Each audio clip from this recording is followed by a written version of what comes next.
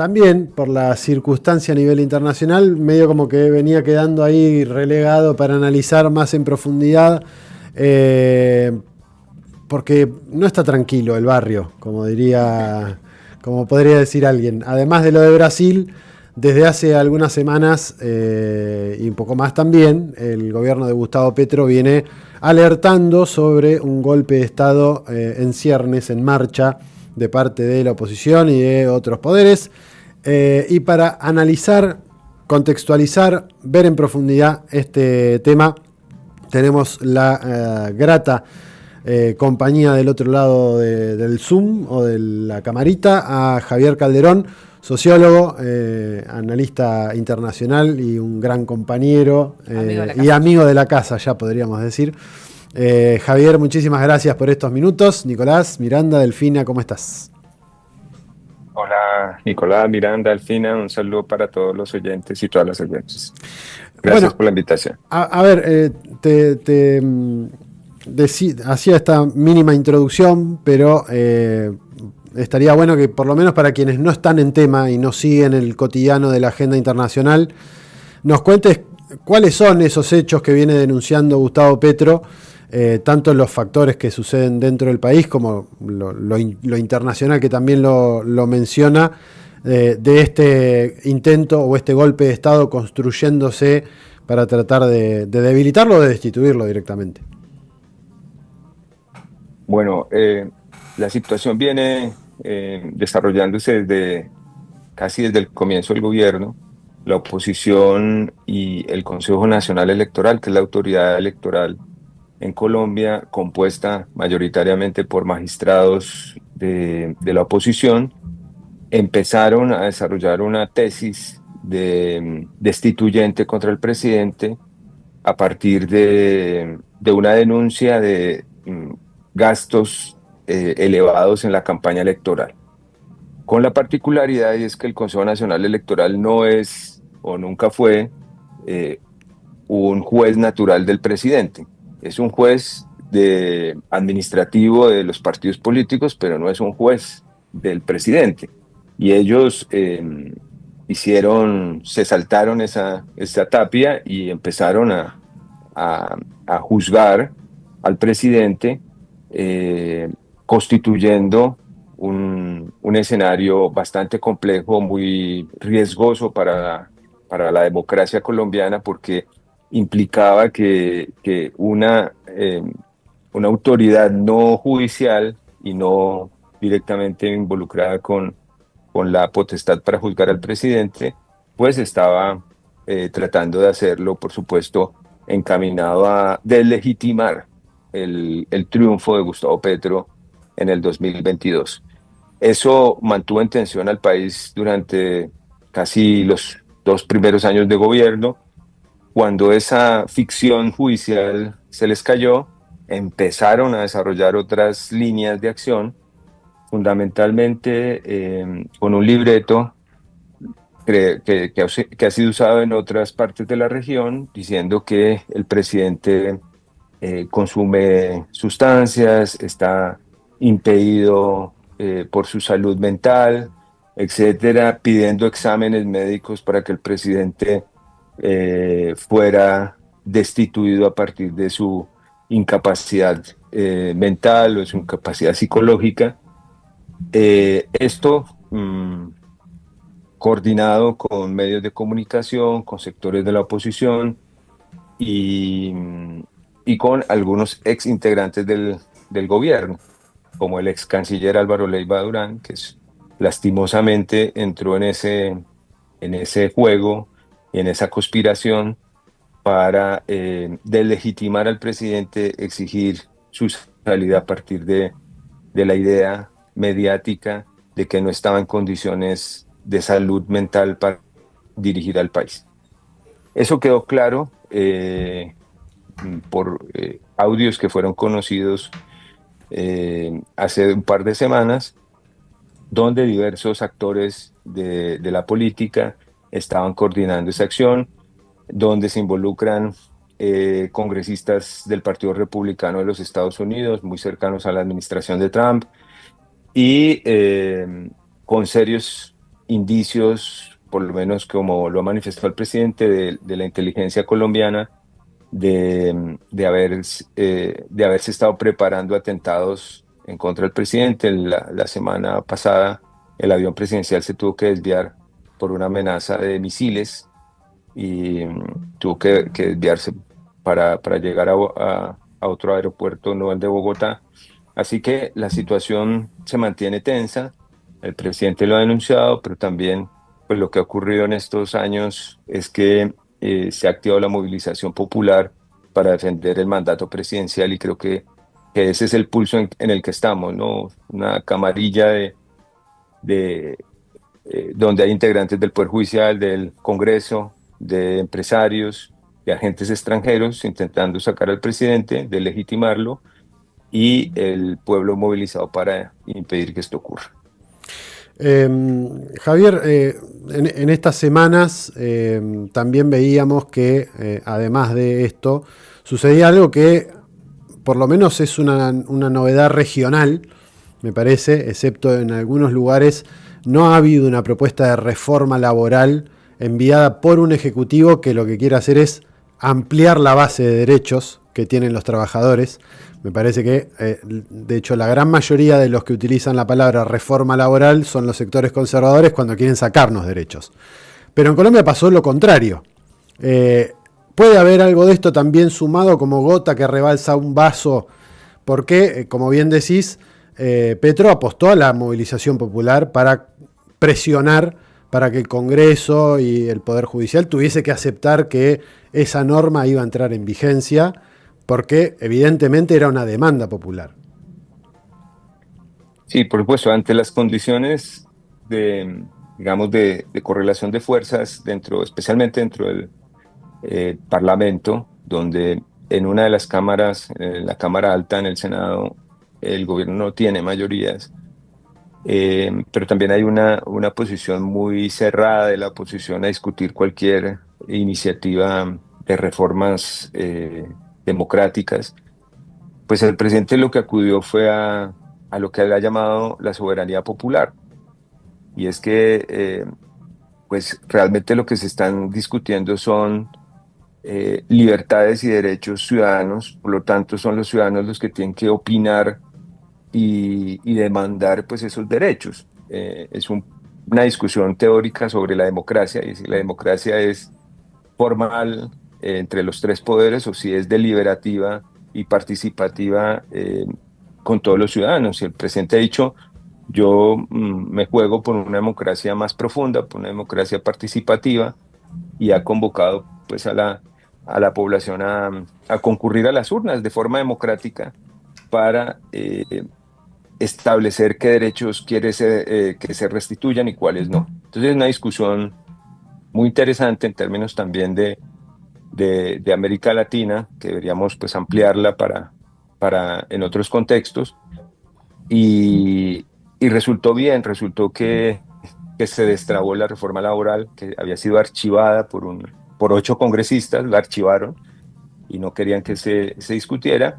Y pues las movilizaciones populares y la presión social hicieron que se discutiera y definitivamente quedó el 17 de junio quedó en firme una reforma laboral que restituye derechos conculcados por el neoliberalismo en los últimos 40 años. También se ratificó la reforma pensional que garantiza el ingreso de miles de mayores de 60 años que están hoy sin jubilación, sin pensión, pero que han trabajado toda su vida en forma informal, digamos, en el sector informal o en otros trabajos donde no pudieron hacer sus semanas, pagar sus semanas de cotización. Incorpora una idea muy interesante o muy importante del cuidado. Entonces, acá a las mujeres por cada hijo se les van a dar 50 semanas de aportes jubilatorios, con lo que con menos semanas se van a poder jubilar. Y estamos avanzando el país está avanzando en una discusión sobre la reforma a la salud, también pues en estos términos. Así que la agenda de reformas del gobierno avanzó gracias a este estrategia del gobierno y por supuesto la derecha está crispada, los empresarios, los técnicos de los empresarios, pues planteando que estas reformas van a dificultar la estructura fiscal del país, que va a afectar los empleos, pero la realidad es distinta. La realidad es que hoy Colombia tiene el menor índice de desempleo en los últimos 20, 25 años. Estamos en el 8% de desempleo. Tenemos una inflación del 4,8% interanual. Eh, Estamos con buenos números, es una economía estable, pujante, creciendo desde la perspectiva de que hay más dinero circulante, están en mejores condiciones los trabajadores y las trabajadoras, y pues es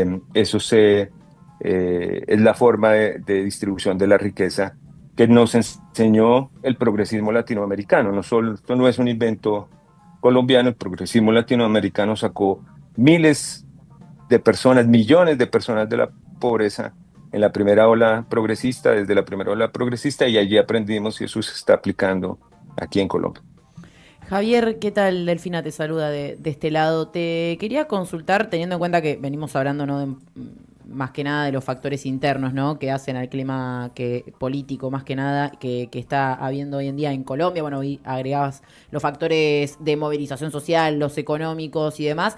¿Qué rol crees que ocupa en esta situación del intento de golpe, pero en general de esta búsqueda, ¿no?, de la derecha recalcitrante, buscando un quiebre o buscando hacer caer al gobierno de Petro? ¿Qué rol crees que ocupa ahí el dominio internacional, digo, los poderes extranjeros, e incluso, digo, en esta reconfiguración? Hoy a lo largo del programa estuvimos hablando bastante, como siempre, pero digo en particular sobre los BRICS, ¿no?, la reconfiguración que está dando en el mapa geopolítico. ¿Qué lugar ocupa ese poder internacional global? Y a la vez, ¿qué políticas crees o qué le agregarías a las políticas de Petro en esta línea que podrían estar intensificando esta búsqueda de desestabilizar Colombia?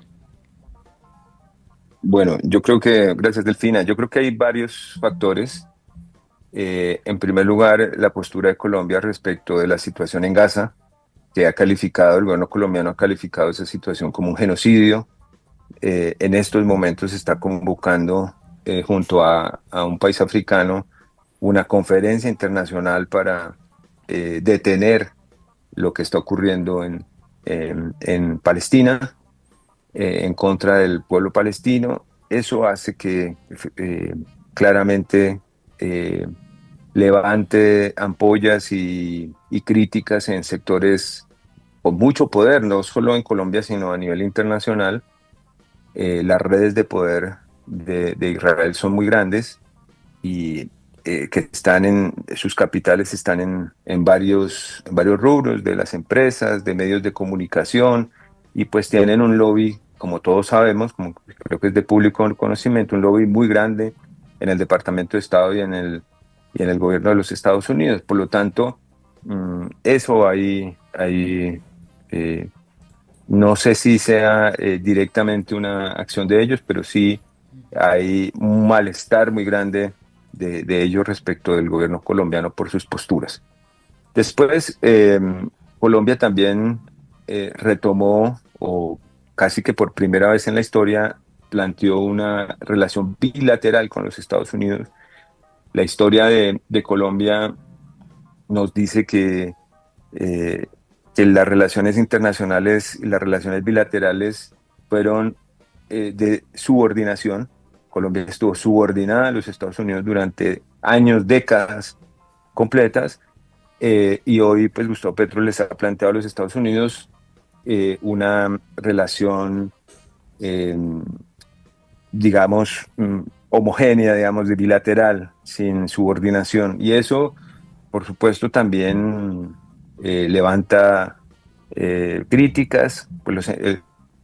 Yo creo que la derecha, yo aquí me voy a atrever a plantear una conversación sobre la característica de las derechas actuales, y es que son antinacionales, ¿no?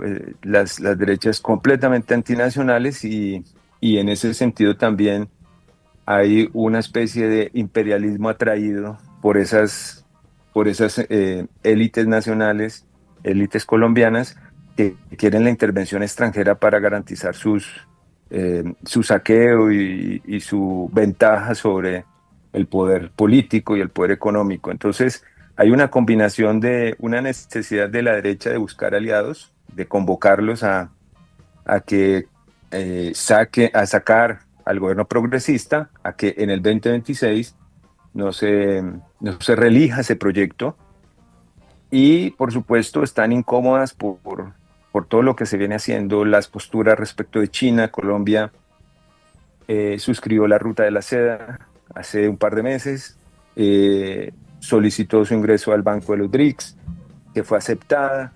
Por lo tanto, Colombia viene, esto no parece una gran noticia quizás para Brasil o para otros países del continente que lo hicieron hace tiempo, pero para Colombia sí, por lo que yo estoy diciendo, es que la política exterior de Colombia cambió, y cambió porque empezó a mirar de forma multilateral el mundo, empezó a buscar otros aliados distintos al aliado estratégico que siempre supo tener la derecha colombiana, que fueron los Estados Unidos. Javier, ¿qué tal? Miranda te saluda. Bueno, quería hacerte dos preguntas en las que quizás te invito a hacer un poco de futurología, pero hablamos de las reformas que ya se hicieron, ¿no? De las conquistas que ha tenido el gobierno de Gustavo Petro. Por ahí preguntarte cuáles crees que son los desafíos de acá en adelante, digo, sabiendo que, bueno, por lo menos hasta las próximas elecciones todavía hay un trecho. Nosotros siempre hablamos de que en el complejo escenario colombiano hay quizás algunos factores determinantes también para el avance o no de algunas políticas que tienen que ver con el control de las Fuerzas Armadas, las narrativas mediáticas también, el apoyo popular que esté teniendo la propuesta de gobierno. ¿Cómo ves esos factores? Y después quería preguntarte particularmente por algo que nos quedó como un poco alejado en el tiempo. Quizás aquí en Argentina no estamos tan al tanto de la situación, pero bueno, ¿qué o en qué está hoy el atentado a Miguel Uribe y qué repercusión podría llegar a tener en las próximas elecciones, ¿no? Que si fue un golpe para el gobierno, si no lo fue, cómo se está construyendo eso desde la narrativa mediática. Gracias, Miranda. Sí, bueno, el escenario o los escenarios que se abren para el futuro de Colombia y del progresismo, del campo popular colombiano, dependen de convencer o de alentar a la población colombiana que 4 años no son suficientes para hacer todos los cambios que necesita el país, pero que vamos por una senda importante, que se han empezado esos cambios y que se necesita una continuidad. El programa de gobierno que se llama Colombia Potencia Mundial de la Vida está en desarrollo, no va a alcanzar a desarrollarse plenamente. En unos ámbitos está muy adelantado, los temas de cambio climático, de transición energética, de reformas sociales, pero hay otros que son más complejos, que no se han podido desarrollar, como las reconversiones productivas. Colombia es un país extractivista de commodities y necesita transformarse hacia un país productivo, pero eso no se hace de la noche a la mañana. Un país completamente desmantelado de su industria. Tiene un problema de fondo estructural, que es el de las economías ilegales. Tenemos varias economías ilegales que no hemos podido resolver porque no se resuelven de un día para otro. Se resuelven justamente cambiando la estructura social y productiva del país. Entonces, y por supuesto, transformando una visión de las fuerzas militares colombianas en torno a cómo se construye nación, no solamente a través de la fuerza, sino a través de la mejora sustantiva de los derechos y de la situación de las personas. Entonces, pero estas acciones son de largo aliento, ¿no? Lastimosamente, no, en 3 años, 4 años no se pueden resolver. También con un Estado diseñado, Gustavo Petro y su gobierno están al frente de instituciones neoliberales en su estructura. con muchas leyes y muchas trabas para implementar cambios. Amigos que han estado en el gobierno, yo mismo estuve un tramo en el gobierno, nos entendimos que la palabra no se puede, era el pan de cada día. Todos los abogados decían, eso no se puede, eso no se puede, eso no se puede. Y el gobierno ha intentado decir, bueno, busquemos la manera de que se pueda, porque necesitamos cambiar el país. Y eso lo viene comprendiendo la población progresista. Por eso el gobierno mantiene cerca del 40% de respaldo popular luego de 3 años de gobierno y sin medios de comunicación, etcétera. Entonces, creo yo que ahí se configura se empieza a configurar un poder popular importante que va a tener que hacer acuerdos con sectores socialliberales, con sectores socialdemócratas, para poder darle continuidad a su gobierno. Pero hoy, vamos a decirlo así también con futurología, el progresismo está en la cabeza de las elecciones. Hoy está de primeras, en todos los sondeos está de primeras, lo que significa que la derecha está un poco desesperada, está tratando, por eso los planes de desestabilización tan fuertes, porque justamente ellos ven que de su lado no logran contrarrestar un discurso. Ellos están proponiendo volver al pasado, y el pasado es antiderechos. La tienen difícil para justificar por qué volver al pasado. Entonces el progresismo se piensa hacia adelante y esta gente se está pensando hacia el pasado, y ahí hay un debate muy fuerte, y en ese contexto, Miranda, se da el atentado a Miguel Uribe, y en ese contexto de desesperación de la derecha. Creo que hoy mayoritariamente con la gente del común, en los focus group que hacemos, etcétera, la gente entiende que fue o un autoatentado, digamos, de la derecha, o una acción desesperada de grupos al margen de la ley, pero no relacionaron, la derecha intentó relacionar ese atentado con Petro, no fue una operación que les haya salido bien. Hoy está claro que fue una operación hecha desde la ilegalidad, con cierto desespero por la situación política de la derecha. Y también, pues, paradójicamente, este hombre que está en coma, que no tiene, está respirando pues con ayuda mecánica, pues es el que lidera las encuestas de la derecha. El resto de candidatos no, pues se dio a conocer a través de esta situación, pero esas son las condiciones de la derecha. Esto no quiere decir que el camino esté tranquilo, al contrario. Este atentado lo que demuestra es que la derecha está dispuesta a hacer cualquier cosa para desestabilizar al país e impedir que haya una continuidad del proceso de cambio. Ese es el escenario. El gobierno activó medidas para cuidar a todos los candidatos, las candidatas que se están perfilando. Mejoró la seguridad de algunas personas, pero pues todo tratando de mantener un escenario propicio para el debate democrático y las elecciones el año entrante.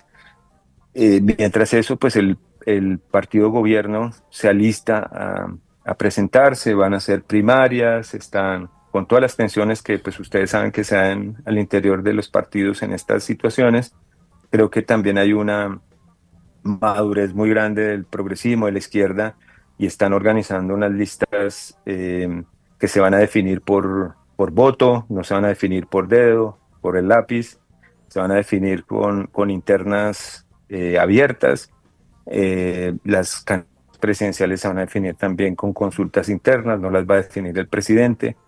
Estamos en un escenario tratando de hacer un escenario democrático interno del progresismo y de los sectores populares, para presentar una candidatura de continuidad que sea respaldada por la mayoría. Javier, como siempre, clarísimo. Gracias por haberte tomado estos minutos para contarnos cómo está la situación por allá. Y obviamente quedará pendiente para seguir profundizando y charlando más cerca de la fecha.